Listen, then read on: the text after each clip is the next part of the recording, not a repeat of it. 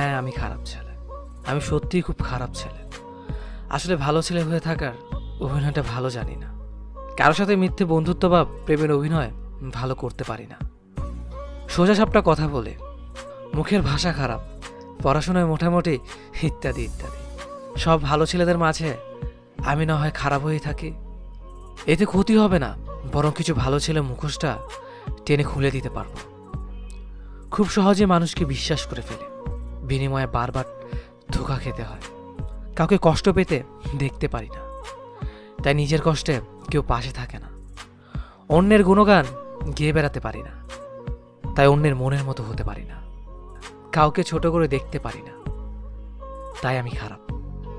তাই অন্যের কাছে নিজের মূল্য নেই। ভালো হওয়ার অভিনয় আমি পারি না, তাই আমি খারাপ। কিন্তু আমি আমার মতো। হ্যাঁ, আমি খারাপ ছেলে।